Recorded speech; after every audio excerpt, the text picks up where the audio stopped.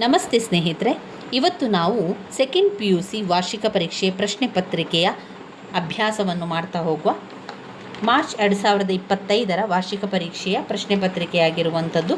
ಇವತ್ತು ನಾವು 4 ಅಂಕದ ಪ್ರಶ್ನೆಗಳನ್ನು ನೋಡ್ತಾ ಹೋಗುವ. ಈಗಾಗಲೇ 1 ಅಂಕದ ಪ್ರಶ್ನೆಗಳನ್ನು ನೋಡಿಕೊಂಡಿದ್ದೇವೆ, 2 ಅಂಕದ ಪ್ರಶ್ನೆಗಳನ್ನು ನೋಡಿಕೊಂಡೆವು, 3 ಅಂಕದ ಪ್ರಶ್ನೆಯಾದಂಥ ಸಂದರ್ಭ ಸ್ವಾರಸ್ಯದ ಪ್ರಶ್ನೆಗಳನ್ನು ಕೂಡ ತಿಳ್ಕೊಂಡಿದ್ದೇವೆ. ಇವತ್ತು 4 ಅಂಕದ ಪ್ರಶ್ನೆಗಳನ್ನು ನೋಡ್ಕೊಳ್ಳುವ. 4 ಅಂಕದ ಪ್ರಶ್ನೆ ಅಂತ ಹೇಳಿದರೆ 5-6 ವಾಕ್ಯಗಳಲ್ಲಿ ನಾವು ಉತ್ತರಿಸಬೇಕಾಗಿರುವಂಥದ್ದು. 5-6 ವಾಕ್ಯಗಳಲ್ಲಿ ಉತ್ತರಿಸುವಂತಹ ಪ್ರಶ್ನೆಗಳನ್ನು ನೋಡ್ತಾ ಹೋಗುವ. ಮೊದಲನೆಯ ಪ್ರಶ್ನೆ, ರಾವಣನ ಮನಪರಿವರ್ತನೆಯ ಸಂದರ್ಭವನ್ನು ಕವಿ ಹೇಗೆ ನಿರೂಪಿಸಿದ್ದಾನೆ ವಿವರಿಸಿ. ರಾವಣನ ಮನಪರಿವರ್ತನೆಯನ್ನು ಕವಿ ಹೃದಯಂಗಮವಾಗಿ ಚಿತ್ರಿಸಿದ್ದಾನೆ. ಸೀತೆಯು ಮೂರ್ಛಿತೆಯಾಗಲು ರಾವಣನಿಗೆ ಅವಳ ಬಗ್ಗೆ ಅನುಕಂಪ ಹುಟ್ಟಿತು. ಅವಳನ್ನು ಕರುಣೆಯಿಂದ ಕಂಡು ತನ್ನನ್ನೇ ನಿಂದಿಸಿಕೊಳ್ಳುತ್ತಾನೆ. ಕರ್ಮವಶಕ್ಕೊಳಗಾಗಿ ಮಾಡಿದ ಕೆಟ್ಟ ಕಾರ್ಯಕ್ಕಾಗಿ ಪರಿತಪಿಸುತ್ತಾನೆ. ಸೀತೆಯ ಬಗೆಗೆ ಮೋಹಗೊಂಡು ಕದಡಿದ ರಾಡಿಯಂತಾಗಿದ್ದ ಅವನ ಮನವೆಂಬ ಕೊಳ ಹುಟ್ಟಿದ ವೈರಾಗ್ಯದಿಂದ ತಿಳಿಯಾದ ನಿರ್ಮಲವಾದ ಜಲದಂತಾಗುತ್ತದೆ. ಉದಾತ್ತನಾದ ರಾವಣನಲ್ಲಿ ಸೀತೆಯ ಬಗೆಗೆ ನೀಲಿರಾಗ ಹುಟ್ಟುತ್ತದೆ. ಸೂರ್ಯನು ತನಗೆ ಹತ್ತಿದ ಸಂಧ್ಯಾರಾಗದಿಂದ ಮುಕ್ತಗೊಳ್ಳುವಂತೆ ರಾವಣನು ಸೀತಾವ್ಯಾಮೋಹದಿಂದ ಮುಕ್ತನಾಗಿ ಉತ್ತಮನಾಗಿ ಪರಿವರ್ತನೆಗೊಳ್ಳುತ್ತಾನೆ. ಹೀಗೆ ಕಾರುಣ್ಯರಸಮೂರ್ತಿಯಾದ ರಾವಣನ ಮನ ಪರಿವರ್ತನೆಯನ್ನು ಓದುಗರ ಮನ ಮುಟ್ಟುವಂತೆ ಕವಿಯು ಚಿತ್ರಿಸಿದ್ದಾನೆ. ಉತ್ತಮ ಶ್ರೇಷ್ಠರಾದ ವ್ಯಕ್ತಿಗಳಲ್ಲಿ ಪ್ರೀತಿ ಕರುಣೆಗಳು ಹುಟ್ಟುತ್ತದೆ, ಹೃದಯ ಕರಗುತ್ತದೆ ಎಂಬುದಕ್ಕೆ ಇಲ್ಲಿ ರಾವಣನೇ ಪ್ರತ್ಯದರ್ಶಿಯಾಗಿ ಕಂಗೊಳಿಸುತ್ತಾನೆ. ಎರಡನೆಯ ಪ್ರಶ್ನೆ, ಶಿವಪಥವನ್ನರಿಯದವನ ಭಕ್ತಿ ನಿರರ್ಥಕವೆಂಬುದನ್ನು ಬಸವಣ್ಣ ಯಾವ ಉದಾಹರಣೆಗಳ ಮೂಲಕ ವಿವರಿಸಿದ್ದಾನೆ. ಶಿವಪಥವನ್ನರಿಯದವ ಭಕ್ತಿ ನಿರರ್ಥಕವೆಂಬುದಕ್ಕೆ ಬಸವಣ್ಣನವರು ಹಲವಾರು ನಿದರ್ಶನಗಳನ್ನು ನೀಡಿದ್ದಾರೆ. ನೈಜ ಭಕ್ತನಲ್ಲದವನ ಭಕ್ತಿಯನ್ನು ಆಯುಷ್ಯವಿಲ್ಲದವನ ಕೈಯೊಳಗಣ ಅರ್ಥರೇಖೆಗೂ, ಹೇಡಿಯ ಕೈಯಲ್ಲಿರುವ ಚಂದ್ರಾಯುಧಕ್ಕೂ, ಕುರುಡನ ಕೈಯ ಕನ್ನಡಿಗೂ, ಮಂಗನ ಕೈಯೊಳಗಣ ಮಾಣಿಕ್ಯಕ್ಕೂ ಹೋಲಿಸಿ ಶಿವಶರಣನರಿಯದವರ ಕೈಯಲ್ಲಿ ಲಿಂಗವಿದ್ದು ಪ್ರಯೋಜನವಿಲ್ಲವೆಂದಿದ್ದಾರೆ. ಶಿವಲಿಂಗವನ್ನು ಕೈಯಲ್ಲಿ ಹಿಡಿದ ಮಾತ್ರಕ್ಕೆ ಆತ ಭಕ್ತನಲ್ಲ, ಹಿಡಿದರೂ ಅದು ನಿರರ್ಥಕ ಭಕ್ತಿಯ ದಾರಿ ಎಂಬುದು ಅವರ ಅಭಿಮತವಾಗಿದೆ. ಶಿವಲಿಂಗವನ್ನು ಕೈಯಲ್ಲಿ ಹಿಡಿದುಕೊಂಡ ಮಾತ್ರಕ್ಕೆ ಆತ ಭಕ್ತನೆನಿಸುವುದಿಲ್ಲವೆಂಬಂತೆ ಕಟು ಸತ್ಯ ಇಲ್ಲಿ ವ್ಯಕ್ತವಾಗಿದೆ. ಮೂರನೆಯ ಪ್ರಶ್ನೆ, ದ್ರೌಪದಿ ಅವಮಾನಕ್ಕೊಳಗಾದ 3 ಪ್ರಸಂಗಗಳನ್ನು ವಿವರಿಸಿ. ಇನ್ನು ಹುಟ್ಟಿದೇ ಇರಲಿ ನಾರಿಯನ್ನೆನ್ನ ಓಲು ಕಾವ್ಯದಲ್ಲಿ ಕುಮಾರವ್ಯಾಸನು ದ್ರೌಪದಿಗೆ ಅವಮಾನದ 3 ಪ್ರಸಂಗಗಳನ್ನು ಭೀಮನೆದುರು ಪ್ರಸ್ತಾಪಿಸಿರುವುದನ್ನು ಗಮನಿಸಬಹುದು. ದ್ರೌಪದಿಯು ಭೀಮನ ಬಳಿ ಕೀಚಕನಿಂದಾದ ಅವಮಾನವನ್ನು ನಿವೇದಿಸುವಾಗ ಹಿಂದಿನ ಅವಮಾನದ ಪ್ರಸಂಗಗಳನ್ನು ಪ್ರಸ್ತಾಪಿಸುತ್ತಾಳೆ. ಮೊದಲನೆಯದಾಗಿ, ಪಾಪಿ ಕೌರವನು ಅಂದು ತುಂಬಿದ ಸಭೆಯಲ್ಲಿ ಅವಳ ಮುಂದೆಲೆ ಹಿಡಿದು ಎಳೆತರಿಸಿ ದುಶ್ಯಾಸನಿಂದ ವಸ್ತ್ರಾಪಹರಣ ಮಾಡಿಸುತ್ತಾನೆ. ಎರಡನೆಯದಾಗಿ, ಅರಣ್ಯವಾಸದಲ್ಲಿ ಸೈಂಧವನು ದ್ರೌಪದಿಯನ್ನು ಅಪಹರಿಸಿಕೊಂಡು ಹೋಗಿ ಅವಮಾನಿಸಿರುತ್ತಾನೆ. ಮೂರನೆಯದಾಗಿ, ಕೀಚಕನು ರಾಜಸಭೆಯಲ್ಲಿ ದ್ರೌಪದಿಯನ್ನು ಅವಳ ಗಂಡಂದಿರ ಎದುರೇ ಎಡಗಾಲಿನಿಂದ ಒದ್ದು ಬೀಳಿಸಿದ ಅವಮಾನ. ಆ 3 ಅಪಮಾನದ ಪ್ರಸಂಗಗಳಲ್ಲಿಯೂ ದ್ರೌಪದಿಯು ಸಂಕಟವನ್ನನುಭವಿಸಿರುತ್ತಾಳೆ.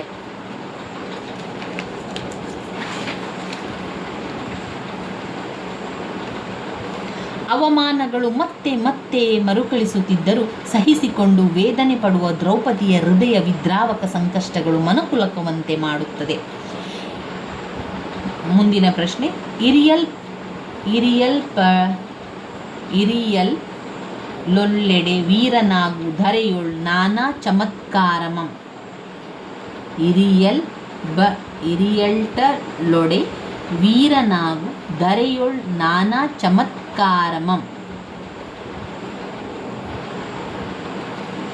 ಇದರಲ್ಲಿ ಪದ್ಯದ ಸಾಲುಗಳನ್ನು ಕೊಟ್ಟಿದ್ದಾರೆ. ಆ ಪದ್ಯದ ಸಾಲುಗಳಲ್ಲಿ ಅವರು ಪ್ರಶ್ನೆಗಳನ್ನು ಕೂಡ ಕೇಳುವಂಥದ್ದು. ಮೇಲಿನ ಪದ್ಯ ಭಾಗವನ್ನು ಅರ್ಥೈಸಿಕೊಂಡು ಕೇಳಿರುವ ಎಲ್ಲ ಪ್ರಶ್ನೆಗೆ ಉತ್ತರಿಸಿ ಅಂತ ಕೇಳಿದ್ದಾರೆ.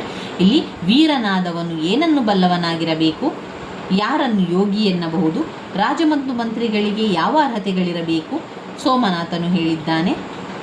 2 ಅಂಕದ ಪ್ರಶ್ನೆಗಳನ್ನು ಕೂಡ ಕೇಳ್ತಾರೆ.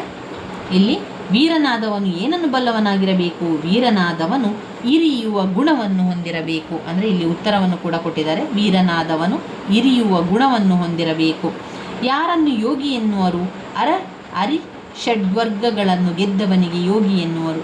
ರಾಜ ಮತ್ತು ಮಂತ್ರಿಗಳಿಗೆ ಯಾವ ಅರ್ಹತೆಗಳಿರಬೇಕೆಂದು ಸೋಮನಾಥನು ಹೇಳಿದ್ದಾನೆ. ರಾಜನಾದವನು ಕೋಪವನ್ನು ತೊರೆಯಬೇಕು. ಕೋಪಿಷ್ಟ ರಾಜನನ್ನು ಪ್ರಜೆಗಳು ಇಷ್ಟಪಡುವುದಿಲ್ಲ. ರಾಜನಿಗೆ ಅಪಾರವಾದ ತಾಳ್ಮೆ ಮತ್ತು ಸಹನೆ ಗುಣಗಳಿರಬೇಕು. ನಾನಾ ಚಮತ್ಕಾರಗಳನ್ನು ಅರಿತವರು ಮಂತ್ರಿಯಾಗಲಿಕ್ಕೆ ಯೋಗ್ಯ. ತನ್ನ ಬುದ್ಧಿಶಕ್ತಿ ಮತ್ತು ನಿಪುಣತೆಯಿಂದ ರಾಜ್ಯದ ಆಡಳಿತವನ್ನು ಚೆನ್ನಾಗಿ ನೋಡಿಕೊಳ್ಳಬೇಕು. ಈ ಸಾಲುಗಳನ್ನು ಕೊಟ್ಟು ಅವರು ಪ್ರಶ್ನೆಗಳನ್ನು ಕೊಡುವಂಥದ್ದು. ಇನ್ನು 5-6 ವಾಕ್ಯಗಳ ಪ್ರಶ್ನೆಗಳನ್ನು ನೋಡ್ತಾ ಹೋಗುವ. ಬಸಲಿಂಗ ತಿಮ್ಮಪ್ಪನವರ ಸೂಚನೆಗಳನ್ನು ಪಾಲಿಸದೇ ಇರಲು ಕಾರಣವೇನು ವಿವರಿಸಿ. ಅನುಭವಿ ವೈದ್ಯರಾದ ಡಾಕ್ಟರ್ ತಿಮ್ಮಪ್ಪ ಬಸಲಿಂಗನಿಗೆ ಕೆಲವೇ ನಿಮಿಷಗಳಲ್ಲಿ ಕಣ್ಣಿನ ಆಪರೇಷನ್ ಮಾಡಿ ಅದು ಸೂಕ್ತವಾದ ಶಸ್ತ್ರಚಿಕಿತ್ಸೆ, 2 ವಾರ ತಲೆಗೆ ನೀರನ್ನು ಸೋಂಕಿಸಬಾರದು, ನೀರು ಬಿದ್ದರೆ ಕಣ್ಣು ಕೆಟ್ಟು ಹೋಗುವ ಅಪಾಯವಿದೆ, ಅದನ್ನು ಸರಿಯಾಗಿ ನೆನಪಿಟ್ಟು ಎಂಬ ಎಚ್ಚರಿಕೆಯ ಮಾತುಗಳನ್ನು ಕೇಳಿದ್ದರು. ಮನೆಗೆ ಹೋದ ಮೇಲೆ ಹೆಂಡತಿ ಸಿದ್ಲಿಂಗು ದೊಡ್ಡ ರಾದಂತವನ್ನೇ ಎಬ್ಬಿಸಿದಳು.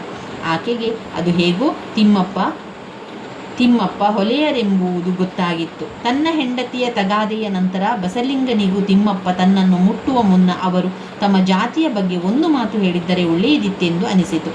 ಅವನಿಗೆ ತಿಮ್ಮಪ್ಪ ಮತ್ತು ತನ್ನ ನಡುವಿನ ಸಂಬಂಧದ ಬೇರೆ ಎರಕದಲ್ಲಿ ಹೊಯ್ದಂತೆ ಭಾಸವಾಯಿತು. ತನ್ನ ಆಳದಲ್ಲಿ ಏನೋ ಕಮ್ಮಿಯಾದಂತೆನಿಸಿ ಬಸಲಿಂಗ ನೊಂದುಕೊಂಡ. ತಿಮ್ಮಪ್ಪ ತನ್ನನ್ನು ಮುಟ್ಟಿದ್ದು ಸೂತಕವೆಂದು ತೀರ್ಮಾನಿಸಿ ಪರಿಹಾರಕ್ಕಾಗಿ ಮೈತೊಳೆದುಕೊಳ್ಳಲು ತೀರ್ಮಾನಿಸಿದನು. ಈ ವಿಷಯವನ್ನು ಗುಪ್ತವಾಗಿಡಲು ತೀರ್ಮಾನಿಸಿದನು. ಹೀಗಾಗಿ ತಿಮ್ಮಪ್ಪನವರ ಸೂಚನೆಗಳನ್ನು ಅವನು ಪಾಲಿಸಲಾಗಲಿಲ್ಲ. ಮುಂದಿನ ಪ್ರಶ್ನೆ. ಚಿನ್ನಮ್ಮ ಬೆಳ್ಳಿ ಲೋಟವನ್ನು ಮತ್ತೆ ಒಳಗೆ ಎಸೆಯಲು ಕಾರಣವೇನು? ಚಿನ್ನಮ್ಮ ಬೆಳ್ಳಿ ಲೋಟವನ್ನು ಮತ್ತೆ ಮತ್ತೆ ತಿರುಗಿಸಿ ನೋಡುತ್ತಿದ್ದಾಗ ಆಕೆಯ ಒಡಲಲ್ಲಿ ಅದೆಷ್ಟೋ ಭಾವನೆಗಳು ಗಿರಕಿ ಹೊಡೆಯತೊಡಗಿದ್ದವು. ತನ್ನನ್ನು ಕಷ್ಟಕ್ಕೆ ನೂಕಿದ, ತನ್ನ ಕುಟುಂಬದ ಮೇಲೆ ಕಳ್ಳತನದ ಕಿರೀಟವನ್ನು ಹೊರಿಸಿದ ಲೋಟದ ಮೇಲೆ ಆಕೆಗೆ ವಿಪರೀತ ಕೋಪ ಬರುತ್ತದೆ. ಲೋಟ ಬೆಳ್ಳಿಯದಾದರೇನಂತೆ, ಗುಣ ಮಣ್ಣಿಗಿಂತಲೂ ಕೀಳು, ಮೂರ್ಖಾಸಿನದ್ದು ಎನಿಸಿತು ಅವಳಿಗೆ. ಆ ಬೆಳ್ಳಿ ಲೋಟದಿಂದಾಗಿ ತನ್ನ ಕುಟುಂಬ ಇರುವವರೆಗೆ ಅನುಭವಿಸಿದ ನೋವು, ಉಂಡ ಅವಮಾನ, ಪಟ್ಟ ಪಾಡು, ಪರಿತಾಪಗಳೆಲ್ಲ ತಿಮ್ಮಪ್ಪನ ಮನಸ್ಸಿಗೆ ಬಂದು ಆಕೆಯ ವಿವೇಚನಾ ಶಕ್ತಿಗಳೆಲ್ಲ ಒಂದು ಕ್ಷಣ ಕಾಲದಲ್ಲಿ ಕಸಿದುಕೊಂಡವು. ಒಡಲ ಪಿತ್ತ ಒಂದರೆ ಕ್ಷಣ ಕೆರಳಿದಂತಾಗಿ ತಟ್ಟನೆ ಪೂರ್ವಾಭಿಮುಖವಾಗಿ ನಡೆದು ಹೊಳೆಯಲ್ಲಿ 10 ಹೆಜ್ಜೆ ಹಾಕಿ ಹೊಳೆಯ ಆಳ ಮಡುವಿನತ್ತ ಬೆಳ್ಳಿ ಲೋಟವನ್ನು ಎಸೆದು ಬಿಡುತ್ತಾಳೆ. ಅದೇ ಬೆಳ್ಳಿ ಲೋಟವನ್ನು ಧನಿಗಳಿಗೆ ಕೊಟ್ಟಿದ್ದರೆ ಕುಟುಂಬದ ಮೇಲಿದ್ದ ಆಪಾದನೆ, ಪಡಿಯಿಲ್ಲದೆ ದುಡಿಯುವ ಹಿಂಸೆಯಿಂದ ಪಾರಾಗಬಹುದಿತ್ತು. ಆದರೆ ಅದುವರೆಗೆ ಅನುಭವಿಸಿದ ಸಂಕಷ್ಟಕ್ಕೆ ಬೆಲೆ ಕಟ್ಟಲಾದೀತೆ.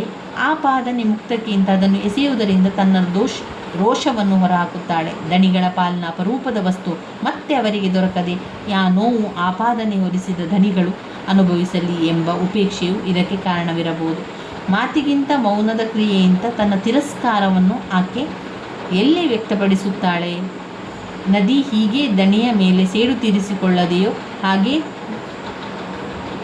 ಚಿನ್ನಮ್ಮಳು ಧಣಿಗಳ ಅಮಾನುಷತೆಗೆ ಆಕ್ರೋಶಭರಿತ ಪ್ರತಿಭಟನೆ ಸಲ್ಲಿಸುತ್ತಾಳೆ. ಇನ್ನು 2 ಪ್ರಶ್ನೆಗಳಿದೆ. ಅದರಲ್ಲಿ ಅದು 5-6 ವಾಕ್ಯದ ಪ್ರಶ್ನೆಗಳಾಗಿರುವಂಥದ್ದು.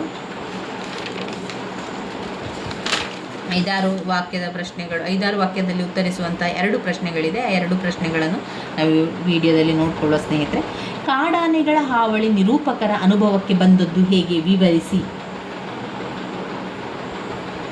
ಕಾಡಾನೆಗಳ ಹಾವಳಿಯ ಬಗ್ಗೆ ತಮಗಾದ ಅನುಭವವನ್ನು ತೇಜಸ್ವಿಯವರು ಕೃಷ್ಣೇಗೌಡರ ಆನೆ ದೀರ್ಘ ಗದ್ಯದಲ್ಲಿ ಹೀಗೆ ಹಂಚಿಕೊಂಡಿದ್ದಾರೆ. ನಿರೂಪಕರಿಗೆ ಕಾಡಾನೆಗಳ ಹಾವಳಿಯ ರೀತಿ ಯಾವ ರೀತಿ ಇರುತ್ತದೆ ಎಂದು ಗೊತ್ತಿರಲಿಲ್ಲ. 2ನೆಯ ಬೇಸಿಗೆಯಲ್ಲಿ ಅವರ ತೋಟಕ್ಕೆ ಎಲ್ಲಿಂದಲೂ 4 ಕಾಡಾನೆಗಳು ಬಂದಾಗ ಅವುಗಳ ಹಾವಳಿಯ ಅರಿವಾಯಿತು. ಹೇಗೆಂದರೆ, ಮನೆ ನಳ್ಳಿಗೆ ಹಾಕಿದ್ದ ಪೈಪಿನಲ್ಲಿ ನೀರು ಬರುವುದು ನಿಂತು ಹೋಯಿತು. ನಿರೂಪಕರು ಪೈಪು ಎಲ್ಲಿ ಒಡೆದಿದೆ ಎಂದು ಹುಡುಕುತ್ತಾ ಹೋದಾಗ ಕೊಂಚ ದೂರದೊಳಗೆ ಪೈಪು ಇಡಲು ಮಾಡಿದ್ದ ದಾರಿ ಎಲ್ಲ ಗುಂಡಿ ಬಿದ್ದು ಪೈಪುಗಳು ಪುಡಿಯಾಗಿ ಗುಂಡಿಯ ಒಳಗೆ ಒಗೆದು ಹೋಗಿದ್ದು ಕಾಣಿಸಿತು. ಆನೆ ಹೆಜ್ಜೆಗಳಲ್ಲಿ ನೀರು ತುಂಬಿ ಸಣ್ಣ ಸಣ್ಣ ಬಾವಿಗಳಂತೆ ನಿರ್ಮಾಣವಾಗಿದ್ದವು. ಆನೆ ಹೆಜ್ಜೆ ಆದಂಥ ಜಾಗದಲ್ಲಿ, ಅಂದರೆ ಆನೆ ಕಾಲಿಟ್ಟುಕೊಂಡು ಹೋದ ಜಾಗದಲ್ಲೆಲ್ಲ ತುಂಬ ದೊಡ್ಡ ಗುಂಡಿಯಾಗಿ ಆಗಿರ್ತದೆ. ಎಲ್ಲರೂ ಆನೆಕಾಟ ಎಂದು ಕೂಗಾಡುವವರೆಗೆ ಲೇಖಕರಿಗೆ ಇದು ಕಾಡಾನೆಗಳ ಹಾವಳಿ ಎಂದು ಅನುಭವಕ್ಕೆ ಬಂದಿರಲಿಲ್ಲ. ಪ್ರಾಣಿಗಳ ಹಾವಳಿಯನ್ನು ಕಿವಿಯಾರೆ ಕೇಳುವುದಕ್ಕಿಂತ ಕಣ್ಣಾರೆ ಕಂಡಾಗ ಆಗುವ ಅನುಭವವನ್ನು ಈ ಘಟನೆ ವಿವರಿಸುತ್ತದೆ. ಇಲ್ಲಿ ಮುಂದಿನ ಪ್ರಶ್ನೆ, ಇದು 4 ಅಂಕದ ಪ್ರಶ್ನೆಯಾಗಿರುವಂಥದ್ದು. ಡ್ರೈವರ್ ಅಬ್ಬಾಸ್ ಮತ್ತು ಕ್ಲೀನರ್ ಕೃಷ್ಣನ ಸಾವಿಗೆ ಕೃಷ್ಣೇಗೌಡನ ಆನೆ ಕಾರಣವೇ? ವಿವರಿಸಿ. ಒಂದು ರಾತ್ರಿ ಡ್ರೈವರ್ ಅಬ್ಬಾಸ್ ಲೋಡು ತುಂಬಿದ ಲಾರಿ ಓಡಿಸಿಕೊಂಡು ಬರುತ್ತಿದ್ದ. ಅಬ್ಬಾಸಿಗೆ ಇದ್ದಕ್ಕಿದ್ದಂತೆ 2 ದಮ್ ಬೀಡಿ ಎಳೆಯುವ ತೆವಲು ಶುರುವಾಯಿತು.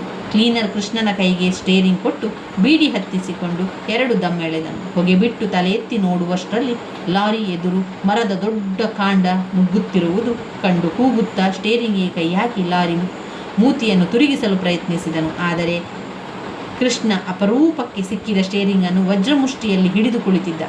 ಗಾಬರಿಯಲ್ಲಿ ಅಬ್ಬಾಸಿಗೆ ಬ್ರೇಕು ತುಳಿಯಲು ಮರೆತು ಹೋಗಿತ್ತು. ಲಾರಿ ಮರಕ್ಕೆ ಡಿಕ್ಕಿ ಹೊಡೆದ ಕೂಡಲೇ ಹಿಂದುಗಡೆ ಇದ್ದ ಅಪಾರ ತೂಕದ ದಿಮ್ಮಿಗಳು ಕ್ಯಾಬಿನ್ ಮುರಿದು ಮುನ್ನುಗ್ಗಿದ್ದವು. ಮರಕ್ಕೂ ದಿಮ್ಮಿಗೂ ನಡುವೆ ಸಿಕ್ಕಿದ ಕ್ಲೀನರ್ ಕೃಷ್ಣ ಮತ್ತು ಡ್ರೈವರ್ ಅಬ್ಬಾಸ್ ಇಬ್ಬರೂ ಅಲ್ಲೇ ಸತ್ತು ಹೋದರು.